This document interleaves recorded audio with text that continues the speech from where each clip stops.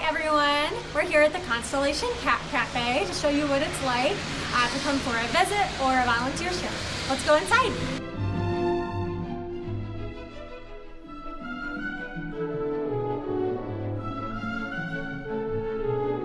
This is our catwalk, welcome.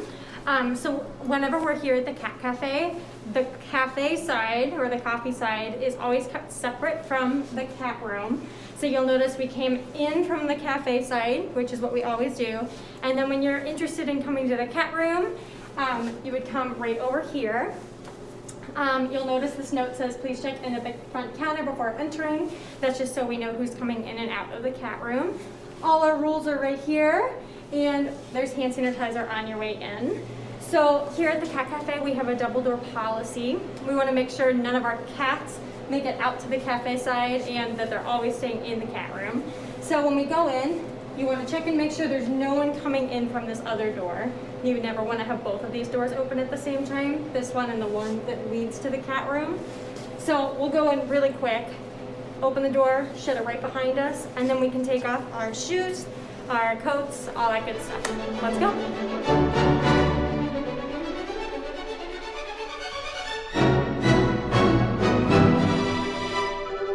So inside the catwalk, if you ever forget your socks, we have extra socks right here for you. No need to give them back. It's a borrow and keep it situation. And we also have an extra copy of the rules up here. Here are the hooks to hang up your coats, and right here are our shoe racks. There's hand sanitizer on your way in as well, and also another hand sanitizer right outside the door. So lots of places to keep your hands nice and clean.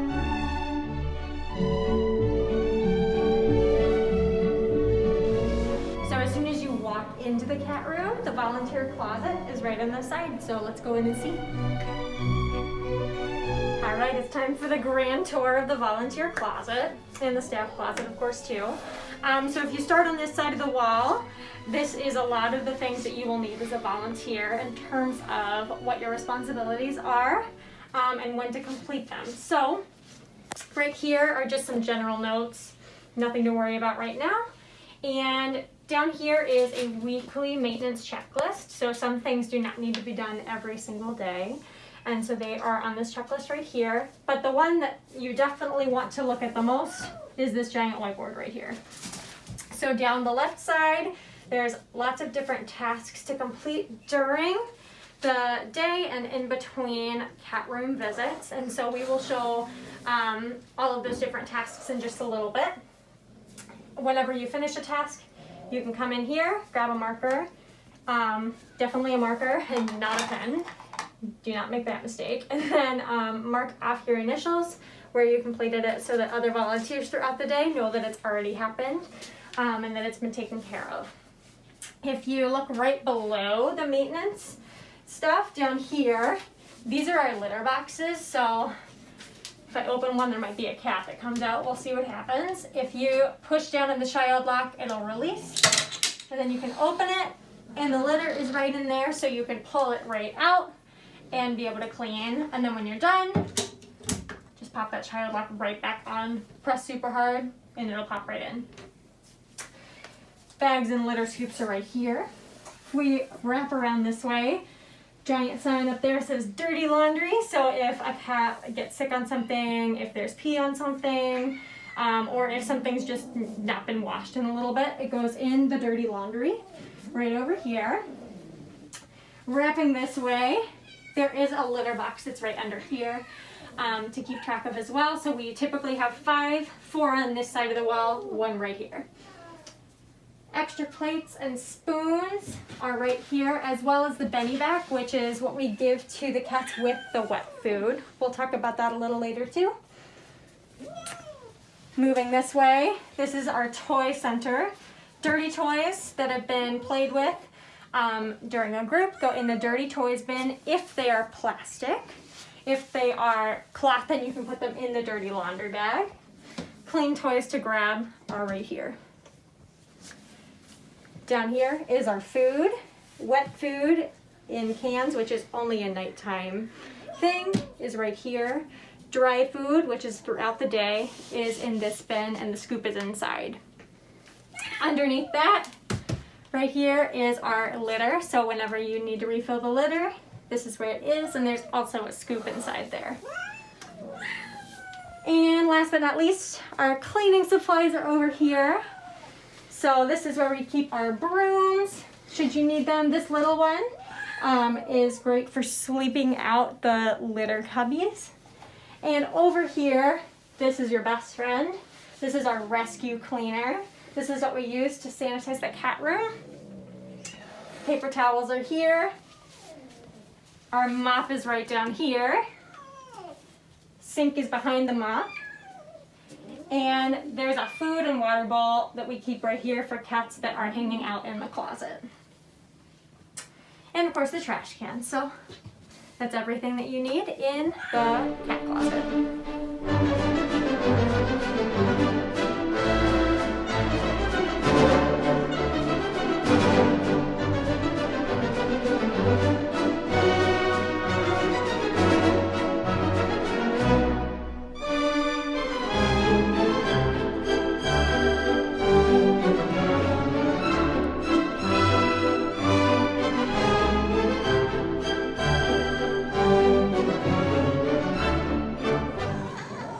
If you see any plates out when you come in like this, these are the wet food plates.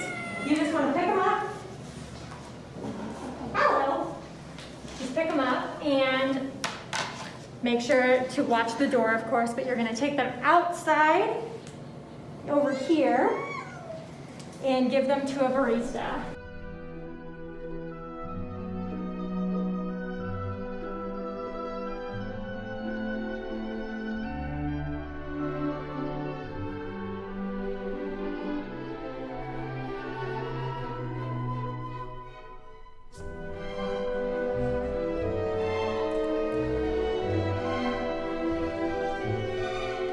Time to refill the food. There are usually 3 bowls that look like this that we fill up. Dry food is here. I usually just pop the top off on the right side so I don't have to pick up the whole lid. And the scoop is right here. When I refill the food, I want to make sure not to fill it too high. You can always add a little more. And we do not want the food to get stale. If it gets stale, the cats won't want to eat it anymore. And it'll end up wasting food. Hello. And I have a friend that is very excited about the food container right now. Hello, I just need to get by you for just a second.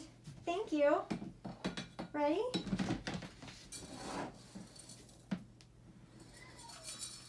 So I'm just refilling it a little bit at a time until I have enough. Let's see. Yeah, this is a good amount of food. It's not all the way up to the top. You can see there's still quite a bit on either side, but there's plenty of food for the cats.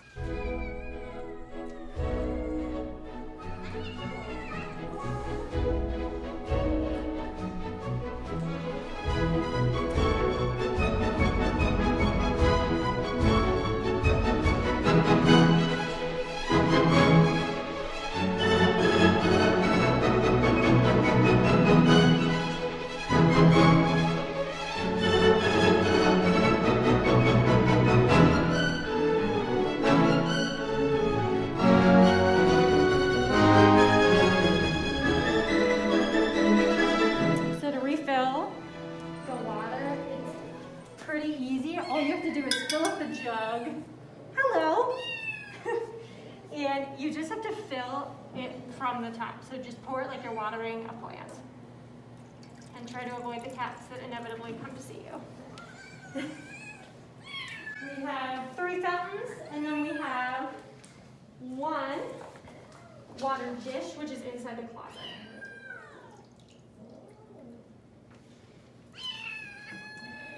On the side of the fountain, there's also a little meter right down here, and it tells you how full it is. So this one's pretty close to the top. If it was here, I would probably need to fill it up quite a bit. It's right here. I might not even need to fill it, but I'll just top it off to show you. Perfect.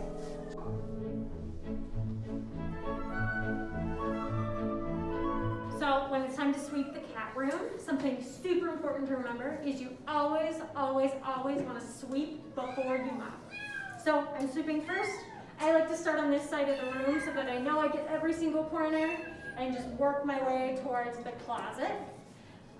The areas of the cat room that tend to get a lot of, dust and debris are right here. Since this is a door, underneath the mat tends to get a lot. Also by the food, of course, since that's something that can spill, the food tends to get some crumbs. And another spot is by the litter. By the litter boxes on the outside, which I will show you in just a second.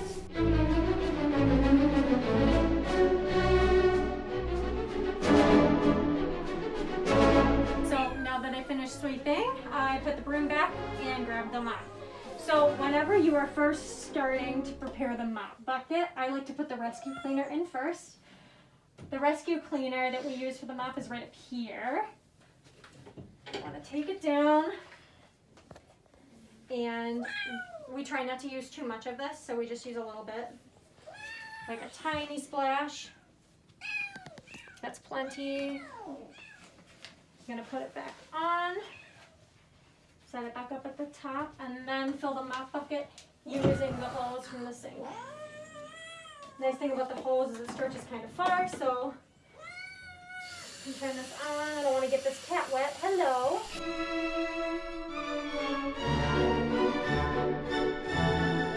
So now my mop bucket's all good. I brought it over here to the same spot that I started sweeping. I like to sweep from this end also to the closet because it helps me keep track of where I've mopped. Before you start mopping, this is extremely heavy and extremely wet, so you want to make sure to wring it out. You also want to make sure to watch that, our fun little cat friends here do not jump in the mop bucket. They will not have fun in there. You'll need to get them out. So put this right here, and then you want to squeeze as tight as you can to get all those bubbles out. And then you're good to start. So again, I like to start from one end, push it around, go to the other end,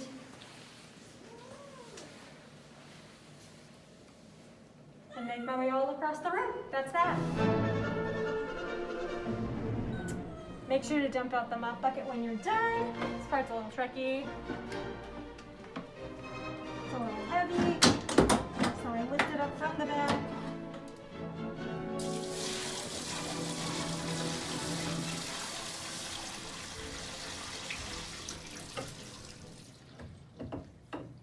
And that's that. Last thing is to put the wet floor sign out once you've mopped, so let everybody know it is slippery.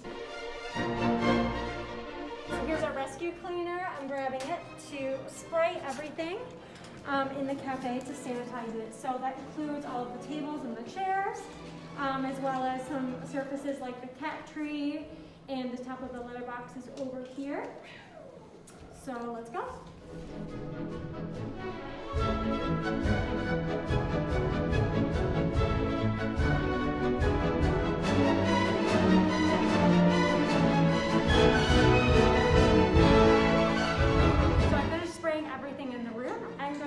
Sit for a couple minutes before I wipe it off so that it has some time to do its work. It's really important to leave the rescue sitting on surfaces for at least a couple minutes so that it doesn't just become like water that you're wiping off. So to clean the dirty toys, you first want to grab the dirty toy bin right here, pull the whole thing out including the lid, set it right in the sink or right on the side of the sink is probably best. And you want to fill it up with water first. I notice in here there are some toys that are cloth toys. Great time to learn. Cloth toys do not go in the bin. They will get ruined. So if you see any toy that's like a cloth toy that got stuck in there by mistake, pull it out. It goes in the dirty laundry.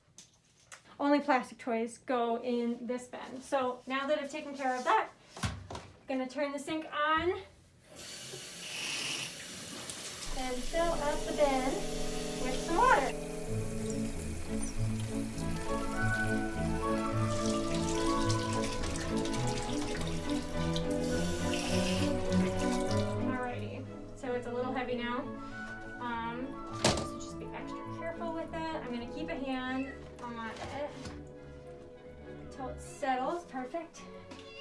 have the rescue. This is the rescue bottle, not like the big bottle. You want the spray bottle for this. All you want to do is spray in there until you see some foam or some bubbles.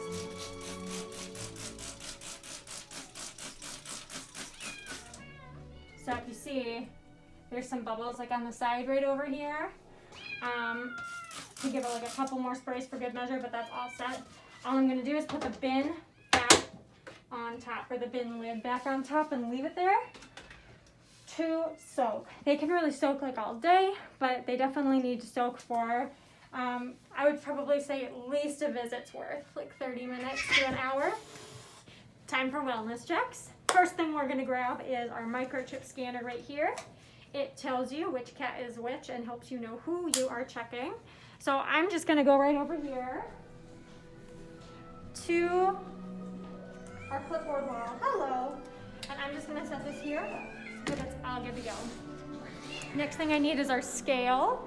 We keep it in here. Usually it is in our top drawer, and it comes in 3 pieces. So pull up all the pieces, and I set it right here. And you want to put the pieces together. Just like so. They fit together like a puzzle. And then this bottom thing goes right in here. And you press it down nice and hard. The scale always has to be on top of a hard surface, so you don't want to ever put it like on your lap or anything to weigh the cats. You always want it to stay on top of something hard like this or a table. So I'm ready to give this little friend here a wellness check. So the first thing I'm going to do is figure out which little friend it is. When in doubt, it's always best to use the scanner. So I'm going to hold the kitten with one hand, and I'm going to press this red button on our microchip scanner down and hold it, continue to hold it until it beeps again. Hello! This cat likes to be on shoulders. So now I see the number, and I'm going to look for the matching number on the wall.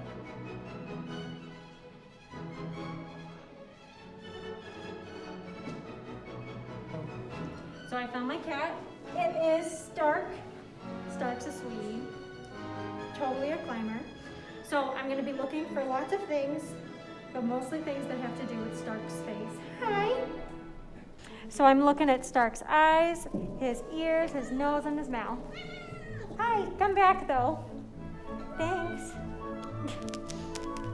Stark is just trying to climb on my shoulder. He's not having it, but that's okay. As I see him climbing on my shoulder, I notice that around his eyes, he's got some greenish, yellowish goop.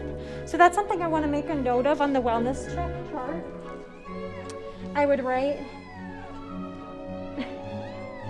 under eyes, I would write goopy. And I also want to check his nose for goops too. He's got some goops there as well. I'll try and show you. If we can get him to cooperate. He's got some nose goop. Yeah, just a little bit of goop. So I would write goop for both of those. Around his mouth, I'm looking for if there are any types of sores. Any sores that there might be. Yeah, he's a bit of a climber, so like I said, it's a little tricky to look. Hi, come back. I need to see your mouth. All looking good. I don't see anything funky there. And last but not least, we're looking at his ears. For the ears, unlike the eyes and the nose, we are looking for like black, grainy type of almost dirt in his ears. And that would be a bad sign, but it looks like he doesn't have any, so he's all set. I would write clear there. So I will show you what his finished wellness chart looks like as soon as we go weigh him. That's what I like to do last because oftentimes the cats are kind of wiggly at that point and they want to go around and play and explore. So let's go weigh Stark. So the on-off button's right here. Turned it on. I see that it is in pounds, which is perfect. And now I'm just going to set Stark on there. The toughest thing about this, I think, is that oftentimes the cats, come here, like to wiggle. But he finally did stay still. Come here.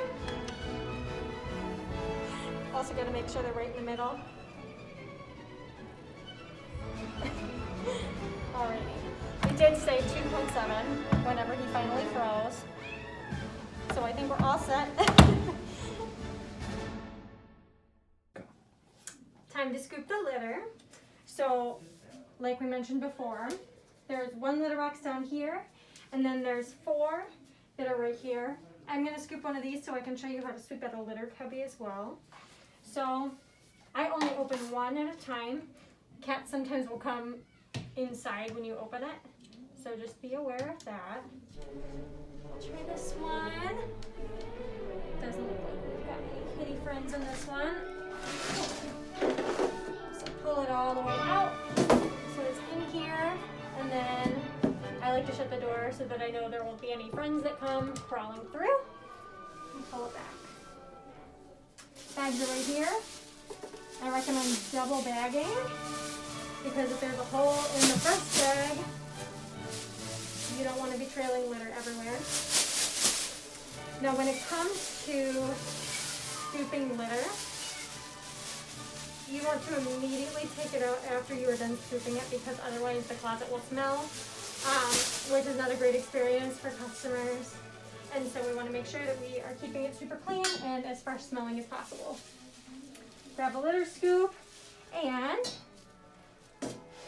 just pick up a giant little scoop here, shake it out, and put it in the bag and continue, doing so until you've got it all.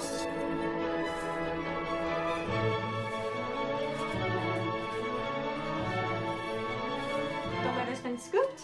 Now, for this one, and just for any of them, if they happen to need some extra litter, that's right here. So if you open up the container, there's a little bucket inside. You can pull the bucket up to grab some litter, and then just shake it right on, and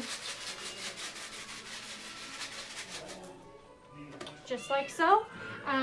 Get as much as you need to have. You try to keep it at least a few inches full, and then you can just put it right back in.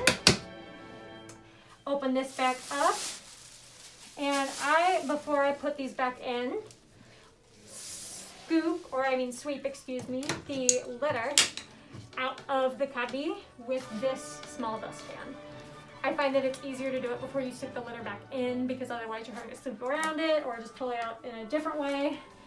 Not as good. So just want to sweep it up as much as you can, and sometimes you might need to sweep the floor in front a little bit too. Like for example, this one happened to have some litter underneath it.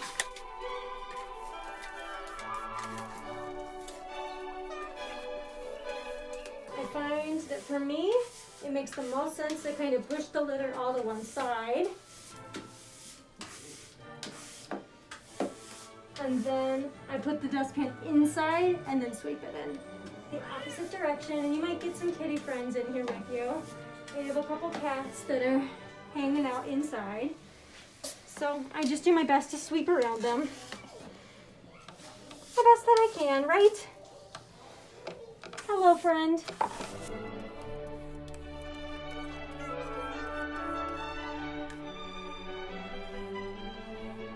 So once you've finished scooping, it's going to come out through the double doors, and then you're going to come right back this way. Go out this back door.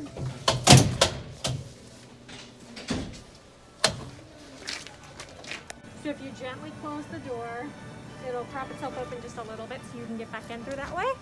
Go this way, to the right.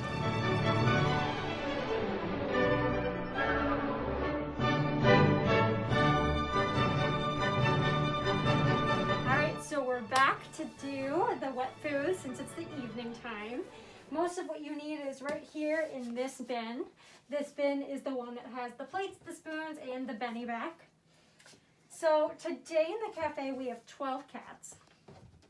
For wet food, we give 1 can for every 5 cats, but we round down. So even though there's 12 cats today, we're only giving 2 cans of wet food. I'm going to put it in 4 plates to make mixing it a little bit easier. Hello, Nala. Nala's very content to sit on this, whether I need something or not. Give me 1 second. I just need a spoon.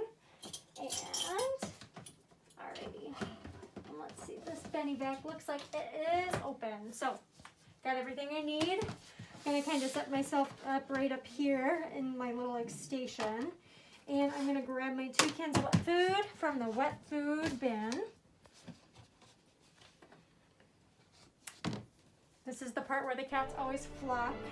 So I moved out here so I'm bothered by less cats. For the Benny bag, you want to use 1 scoop per cat. So we're using 2 cans of food, but we're going to use 12 scoops of Benny bag. All right, and got my little scooper here. There we go.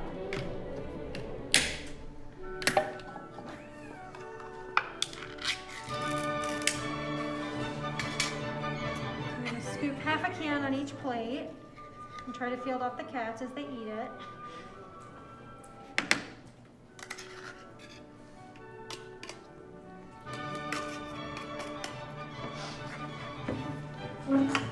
Thunder, come here. Hold on a sec. Alright, so putting 3 scoops in each.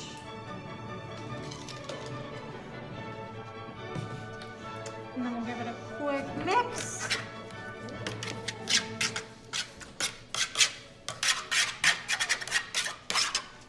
Perfect. Good to go. There's 1. Then you repeat with the other.